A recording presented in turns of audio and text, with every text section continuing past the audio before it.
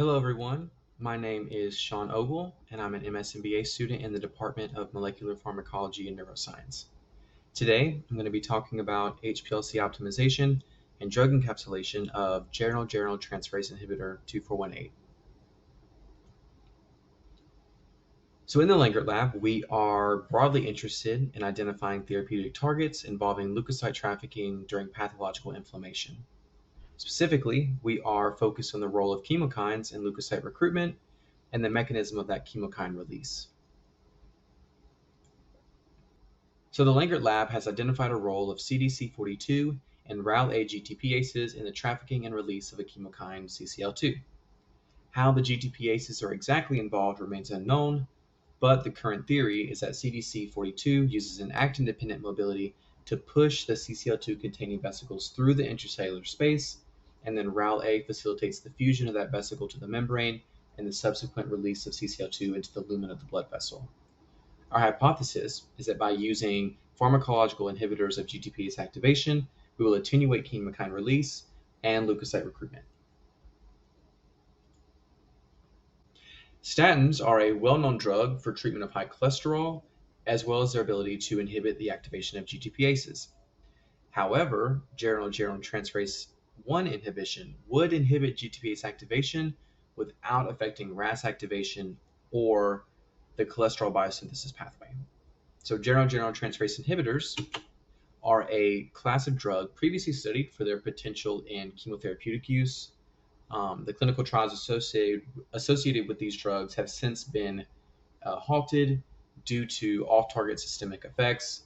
And knowing this, we believe that if we can use a targeted delivery system to reduce off-target cytotoxicity, there could be potential anti-inflammatory therapeutic implications. So to re-emphasize, a GGTI compound would inhibit the geranylgeranylation of the GTPases, preventing their localization to the membrane. If they can't attach themselves to the membrane, they can't be activated, and if they can't be activated, they can't function to release the CCL2 into the lumen.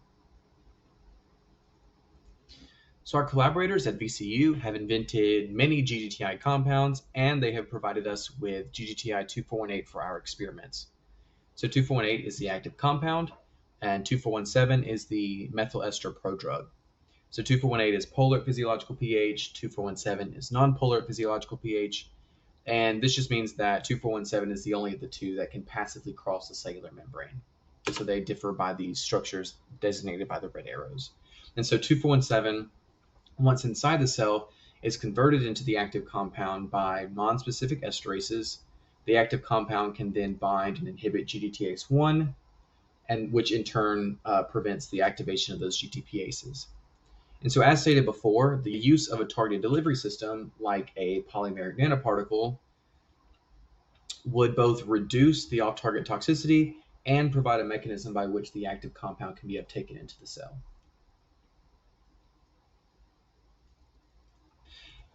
To test the mechanism of action in vitro, we treated HUVEC cells with GGTI compounds. We activated the treatment groups with TNF-alpha to induce CCL2 expression, and then we analyzed the supernatants via ELISA.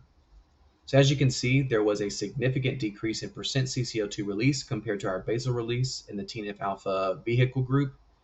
But I do want to note that we did observe an extremely low data readout for the 298 treatment group, and we believe this is due to cell loss that we saw in the culture.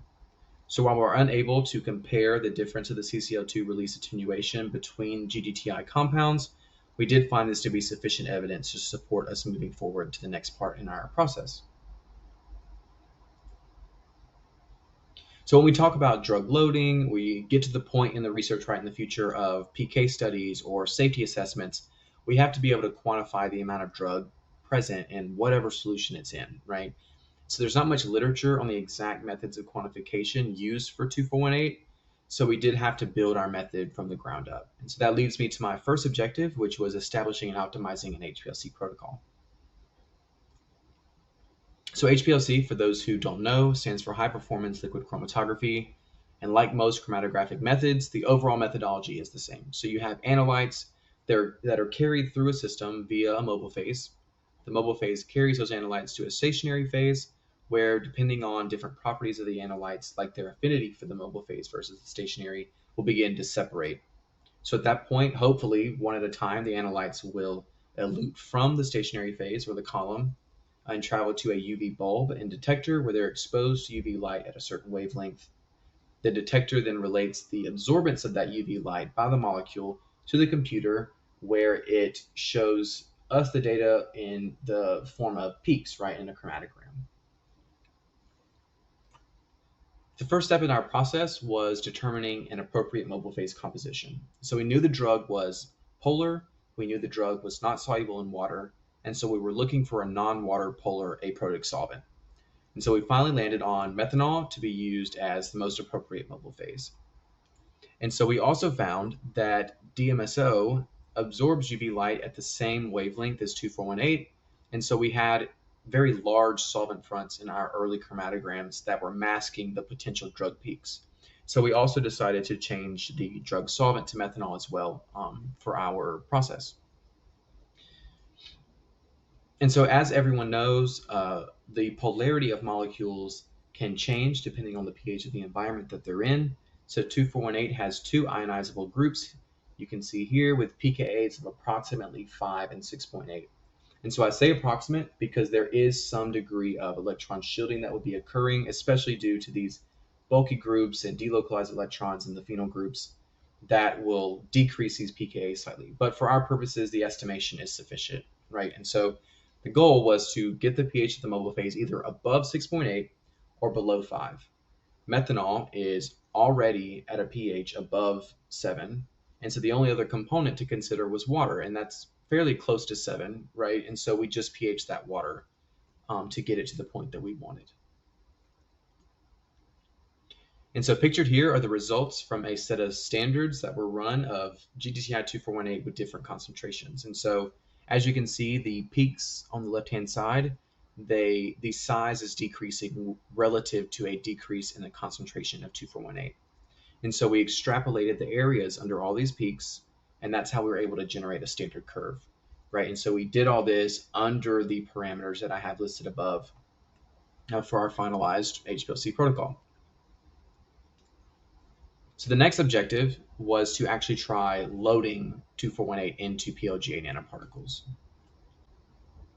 So PLGA stands for polylactic coglycolic acid. It's a polymer used in many FDA-approved therapeutics. It's biodegradable, it's biocompatible, and then the nanoparticles that we're synthesizing are less than 200 nanometers in diameter. And that's just because there is a size constraint for some in vivo applications. I also wanted to note that nanoparticle size is tunable depending on different formulation parameters. So we have these images that we have taken in the lab of PLGA nanoparticles. And so these are different sizes at the same magnification. And so I think it just is a good way to demonstrate the drastic difference in size that you can have depending on your formulation while maintaining a consistent morphology. So here's a schematic involved in a nanoparticle synthesis process for our purpose. So we're using an oil-water single emulsion. And so this process begins with an organic phase that consists of PLGA polymer that's dissolved and then a drug, if applicable, as well as an organic solvent. That's all added to an aqueous phase that consists of an emulsifying agent and water. All right, so you got to think at this point you have these large oil-water droplets, and then we sonicate that to break them up into smaller pieces. From there, we evaporate the organic solvents out overnight, and then we take our nanoparticles through a series of wash steps by centrifugation. So here are my results from my nanoparticle drug loading. So I formulated my nanoparticles with 5 milligrams of GDTI-2418, and I added that to 95 milligrams of PLGA polymer. So I had an organic phase that consisted of an 80-20 ratio between dichloromethane and acetonitrile, and then I used an aqueous phase of an emulsifying agent, which was PVA or polyvinyl alcohol, and then water. And so through dynamic light scattering, we're actually able to measure the size of our nanoparticles, and you can tell in the table at the bottom that the size difference between the empty nanoparticles and the drug-loaded nanoparticles was not very different, right? And so you got to think now that we want to quantify the amount of a drug that got into a nanoparticle or didn't, we have to disrupt the nanoparticle structure. We have to pellet and precipitate out the PLG polymer to avoid injecting it into the HPLC machine.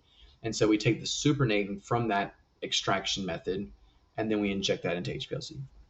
And so as you can see with these chromatograms, there's no evidence of a peak in the extracted supernatant runs.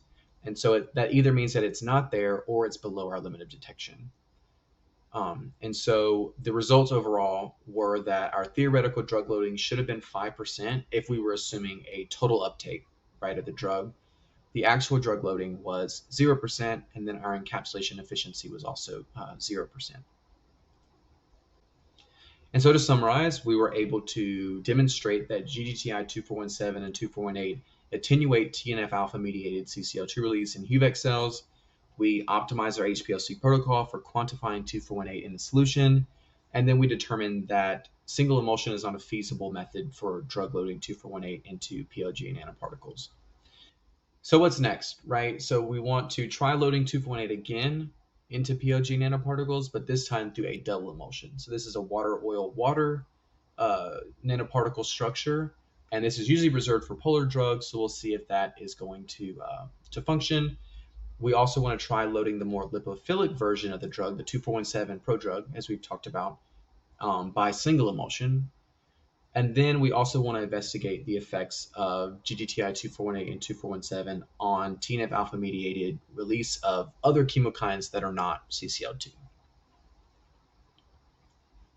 So with that, I want to thank Dr. Langert and everyone in the Langert lab. I want to thank Loyola's Department of Molecular Pharmacology and Neuroscience, as well as Quinlan School of Business. I want to thank the Department of Veteran Affairs, Dr. Stubbs for letting us use his equipment, Dr. Setti and Kazi for providing us with our GGTI compounds, and then Dave Rademacher and the imaging core facility at Loyola. And with that, you can't necessarily ask me questions in person, so I am available via email. Feel free to reach out to me if you're interested. And with that, I want to thank you for listening to my talk, and I hope you have a great rest of your day.